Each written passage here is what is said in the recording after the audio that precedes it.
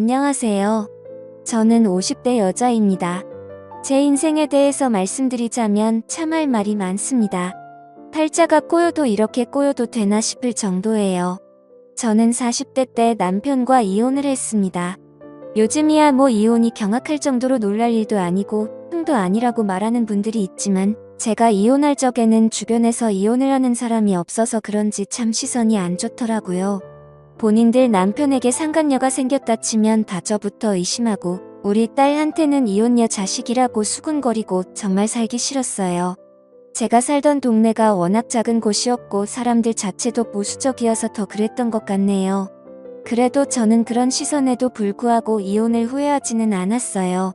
남편이었던 그 인간은 정말 구제불능이었으니까요. 술, 도박, 여자 이 세 가지로 저를 너무 고통스럽게 했어요. 이런 인간이 뭐가 좋다고 결혼했는지 이혼은 후회 안 하지만 결혼만큼은 정말 후회가 되네요. 결국 남편은 다른 여자에게 붙어먹고 말았어요.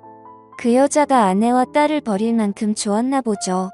둘이 동네에서 팔짱 끼고 다니는 걸 본 이후로 정말 미련 없이 이혼 서류에 도장을 찍어줬네요.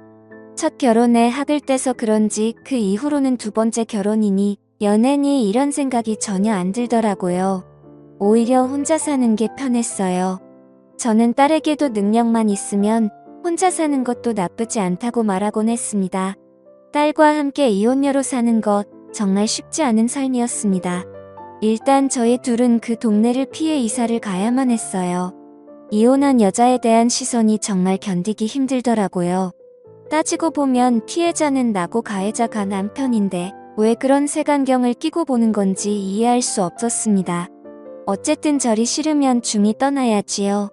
저는 다른 동네에서 딸과 새 출발을 했습니다. 저희 딸은 부모의 이혼 때문인지는 몰라도 어렸을 적부터 아주 생각이 성숙했어요. 커갈수록 친구 같고 의지하게 되더라고요. 이혼할 당시 14살이었던 딸은 어느새 성인이 되고 취업을 했어요. 그동안 저는 열심히 딸을 뒷바라지했고요. 주로 호프집 주방에서 일을 했습니다. 할 줄 아는 게 요리뿐이어서 그 일을 시작했고 아시다시피 호프집은 주로 밤에 영업을 하니까 딸에게 이른 저녁을 먹이고 출근한 뒤 새벽에 퇴근해서 딸을 등교시키곤 했지요. 그렇게 10년 정도 일을 했네요. 딸이 첫 월급을 통째로 봉투에 담아 저에게 줬을 때 어찌나 눈물이 나던지요. 그 감정은 정말 정확하게 표현할 순 없지만 여태껏 남편 없이 혼자 딸을 키운 것에 대한 뿌듯함과 서러움이 섞였던 것 같네요. 인생 잘 살았다고 생각했어요.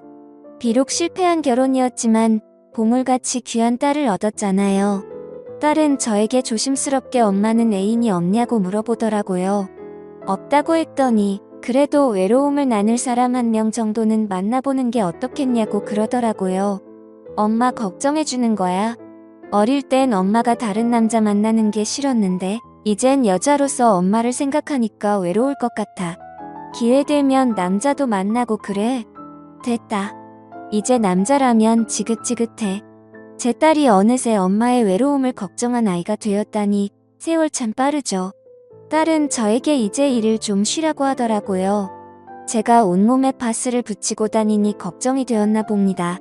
저도 나이 50을 훌쩍 넘어가니 온몸에서 신호가 오더라고요.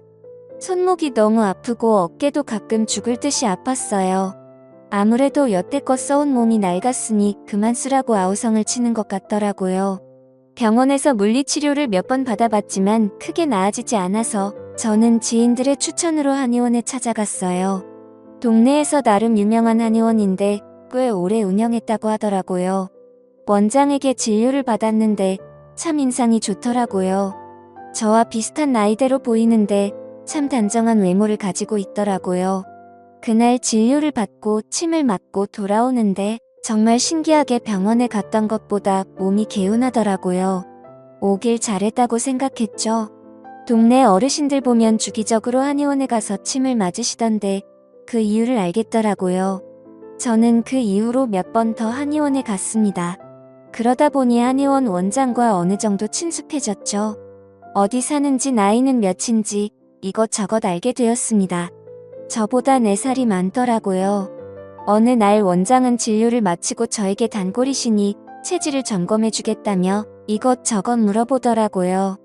어떤 음식이 안 맞고 어떤 음식이 맞는지, 그리고 어떤 장기가 약하고 강한지 체질마다 다르다며 저에게 식단을 짜주겠다고 하더라고요. 그리고 슬며시 저에게 따로 연락을 해도 되냐고 물어보더라고요. 저는 거절했습니다. 아내와 자식이 있는 분과 사적으로 연락을 하고 싶진 않네요. 여태껏 혼자 애 키우면서 그런 오해 많이 받았거든요. 그냥 침이나 맞으러 오겠습니다. 저도 혼자입니다. 이혼한 지 꽤 됐고요. 조금 의외였어요. 딱 보면 단정하고 깔끔해서 분명 아내가 있을 것 같았거든요. 혼자 사는데 저렇게 깔끔하게 다니는 사람을 본 적이 없었어요. 원장은 그 후로 저에게 체질에 맞는 식단을 보내주었어요. 저는 그냥 그 문자를 보고 답장도 안 했죠. 일주일 넘게 정성껏 식단을 보내주는 그 사람의 나중에는 미안한 생각이 들더라고요. 내가 뭐라고 이 사람을 거절하다. 이런 생각도 솔직히 들었고요. 그냥 친구가 필요한 것일 수도 있겠다 싶더라고요. 혼자 사는 건 정말 외로우니까요. 그래서 저는 그 사람의 저녁 식사 제안을 받아들였습니다. 동네에 친구가 있으니까 좋더라고요. 여태껏 저는 사람들과 잘 어울리지 못했어요. 일하는 시간대도 안 맞았을 뿐더러 저의 상황 때문인지 몰라도 저 스스로 관계를 피하고 있었어요. 오랜만에 사람과 이야기하면서 배를 잡고 웃었네요. 이게 정말 얼마만인지 생각보다 저랑 잘 통하더라고요. 그리고 이혼을 했다는 공통점이 있으니까 서로를 잘 이해하게 되더라고요. 그 남자는 아내와 7년 전에 이혼을 했다고 하더라고요. 서로 간의 성격 차이라고 하대요. 하지만 이혼한 사람들은 알잖아요. 성격 차이라는 건 두루뭉실한 핑계일 뿐이라는 거예요. 분명 무슨 이유가 있을 것 같았지만 자세히 물어보진 않았어요. 어찌됐든 이런 좋은 사람과 왜 이혼을 했을까, 이런 의문은 들더라고요. 그 남자는 저의 전 남편과는 완전 상극이었어요. 술도 안 마시고 자상하고 계획적이고 그런 부분들을 보면서 이 남자에게 더욱 호감을 느꼈던 것 같아요. 사람 마음이라는 게 이렇게 쉽게 이끌려도 되나 싶을 정도였죠. 그렇게 친구처럼 쭉 만나다가 어느 날 딸에게 들키고 말았어요. 제가 전화하는 걸 딸이 듣고는 바로 애인 생겼냐고 묻더라고요. 저는 그냥 친구라는 식으로 대답했어요. 조금 민망하더라고요. 예전에 남자라면 지긋지긋하다고 큰 소리 쳤는데 말이죠. 딸은 진심으로 저를 축하해줬어요. 그리고 나중에 한번 소개시켜 달라고까지 하더라고요. 저는 그것까지는 좀 아닌 것 같아서 대충 둘러댔어요. 저희는 같은 동네에 살아서 거의 매일 만나다시피 했어요. 저는 어차피 진료를 받으러 한의원에 가야 했고, 가서 같이 점심을 먹거나 진료가 끝나면 같이 저녁을 먹거나 했어요. 그 사람 집에 한번 가봤는데 어찌나 깔끔하게 잘 해놓던지, 사실은 사람 집에 가기 전까지만 해도 이 사람이 아내가 있는데 나한테 거짓말을 했을 수도 있겠다 싶었는데, 직접 집에 가보니 정말 혼자 살고 있더라고요. 빨래도 잘 정돈해놓고 청소기도 매일 민다고 하더라고요. 저보다 더 깔끔한 것 같더라고요. 그리고 저에게 요리를 해주는데 정말 기쁜 마음으로 받았습니다. 생전 처음 듣는 스페인 음식이라며 볶음밥 같은 걸 해주는데 맛있더라고요. 그걸 어디서 배웠냐고 물었더니 요새는 핸드폰으로 검색만 하면 다 나온다고 하더라고요. 평생 내가 직접 요리해서 먹기만 했어서 그런지 남이 요리를 정성껏 해주니까 감동이더라고요. 그것도 남자가요. 저는 이 남자의 섬세함에 점점 빠져들었어요. 한편으로는 살았더라고요. 이런 연애질을 50대 중반에 시작한 게 너무 아쉽고 청춘이 아까워서요. 그렇게 1년을 쭉 만났어요. 이제는 서로에 대해서 거의 다 안다는 생각이 들더라고요. 1년 정도 지나니까 정말 정이 많이 들었어요.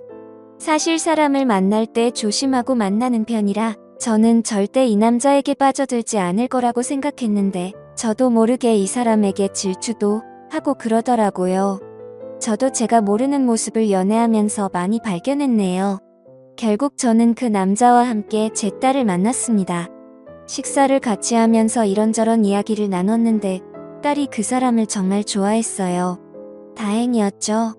딸은 집에 돌아와서도 그 아저씨 좋은 사람 같으니까 계속 만나보라고 하더라고요. 드디어 엄마가 외롭지 않게 되어서 다행이라며 좋아하는 딸의 모습을 보니 저도 기분이 좋았습니다. 또한 아빠 없이 산 세월 원망도 많이 했을 텐데 구김살 하나 없이 잘 자라주어서 어찌나 고맙던지요. 그러던 어느 날이었어요. 제 생일날 그 남자는 저녁 식사로 좋은 식당을 예약해놨더라고요. 이게 무슨 일인가 싶었는데 저에게 진지하게 이야기를 하더라고요. 앞으로 인생을 함께하고 싶다고 합니다. 저는 그 말을 듣자마자 눈물을 흘렸네요. 그동안 제가 살아온 삶이 주마등처럼 머리 위로 스쳐 지나가더라고요. 이렇게 좋은 사람을 만나서 좋은 대접을 받는 게 꿈만 같았어요. 사실 여태껏 내 주제에 무슨 사랑이냐는 생각을 많이 했거든요. 하지만 그 남자를 만나고 나서부터 저는 충분히 사랑받을 수 있는 사람이라는 걸 깨닫게 되었어요. 그것만으로도 그 사람에게 너무 감사하더라고요. 그리고 그날 밤 저희는 그 남자 집에서 하룻밤을 함께 보내게 되었습니다. 사실 그 전까지는 그런 관계가 아니었죠. 저는 그 남자에게 푹 빠져버린 상태여서 그날 밤은 헤어지고 싶지 않더라고요. 저희는 서로 정말 애틋하게 바라봤습니다.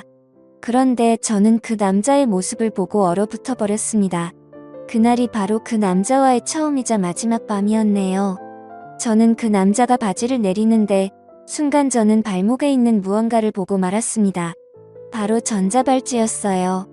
그걸 실제로 본 건 처음이었어요. 평소에 시사 프로를 보면 전자발찌에 대해서 이야기를 많이 해서 익히 알고 있었어요. 제가 알기로는 전자발찌라는 건 성범죄자들이 차고 다니는 것이었어요. 그렇다면 내가 만났던 이 사람이 그런 전과가 있는 사람인가 싶더라고요. 머리가 복잡했어요. 저는 그걸 보고 표정이 굳은 채 가만히 앉아 있었어요. 남자는 저의 표정을 읽더니 다시 바지를 입고서는 제 옆에 앉더라고요. 많이 놀랐냐고 하더라고요. 그래서 제가 그럼 놀라지. 안 놀라냐고 뭐라 했어요. 어떻게 이걸 말을 안 할 수가 있냐면서요. 자기기 말 좀 들어달랍니다. 전자발찌를 차게 된 계기에 대해서 남자는 말을 해줬습니다. 들으면서 자연스럽게 아내와 이혼을 하게 된 이유도 듣게 되었지요. 남자는 전 부인을 성적으로 추행한 혐의로 전자발찌를 차게 된 것이라고 하더라고요. 그것도 한 번이 아니라 여러 번을 그랬다고 합니다. 남자 말로는 아내를 사랑했고 고의가 아니었다고 하는데 사실 전자발찌를 찰 정도면 혐의가 어느 정도 인정이 된 건 아닌가요? 저는 기가 막혔습니다. 그 이후로 전 아내가 살고 있는 동네에 접근을 할 수 없다고 합니다. 그러고 보니 이 남자가 여행을 잘 안 간다고 했던 말이 떠오르더라고요. 다 이유가 있었네요. 다른 범죄도 아니고 성범죄니까 더욱 혼란스러웠어요. 저는 남자에게 왜 아내를 그렇게 했냐고 물었어요. 그 남자가 말하길 아내가 자기 말을 듣지 않아서라고 합니다. 순간 소름이 돋더라고요. 저는 그 대답을 듣고 바로 자리에서 일어나서 현관문을 열고 나왔습니다. 엘리베이터를 누르는데 손이 벌벌 떨리더라고요. 그 남자가 저를 쫓아서 나오더라고요. 저는 너무 무서운 나머지 계단으로 내려갔어요. 집까지 어찌나 뛰었던지 숨을 헐떡대며 현관문을 꽉 잠갔네요. 지금 생각해도 치가 떨립니다. 계속 그 남자에게 전화가 오더라고요. 저는 일단 그 남자에게 문자로 이제 그만 만나자고 한 뒤 그 연락처를 차단해버렸습니다. 관계가 끝나서 서운하다기보다는 무섭다는 감정이 더 컸어요. 그 사람과 계속 만나면 저 또한 그 일 당하지 않을 거라고 누가 장담합니까? 정신이 확 들더라고요. 저는 그 후로 한의원 근처에 얼씬도 안 합니다. 그리고 딸에게도 연락을 했어요. 그 남자에게 연락이 오거나 나에 대해 물으면 한마디도 하지 말고 피하라고요. 한편으로는 이렇게 허무하게 끝나버린 관계가 참 아쉽기도 합니다. 좋은 사람인 줄로만 알았는데 알고 보니 범죄자였으니 이만하면 제가 사람 보는 눈이 없었던 걸까요? 한때는 왜 저에게만 이런 일이 일어나는 건지 화도 났지만 이제는 모두 잊으려고 합니다. 사람 관계라는 게 마음대로 안 되는 게 인생이잖아요. 동네 사람들은 한의원 원장이 전자발찌를 차고 있는 인간이라는 걸 모르는 것 같... 저는 이걸 소문을 내야 하나 말아야 하나 고민하고 있어요. 분명 소문을 내면 제가 낸 것이라는 것을 알 테니까요. 저에게 보복을 할까봐 두려웠어요. 참범죄자들이 판치는 세상이 얼른 없어지길 바랄 뿐입니다. 알고 보니 전자발찌를 차고 있더라도 회사에 입사하는 것도 가능하다고 하더라고요. 저는 까맣게 몰랐어요. 제 황혼 연애는 이렇게 끝이 났네요. 1년이라는 시간 동안 참 많은 걸 경험해서 그런지 후회는 없습니다. 지금까지 제 사연을 들어주셔서 감사드립니다. 구독과 좋아요 부탁드려요. 감사합니다.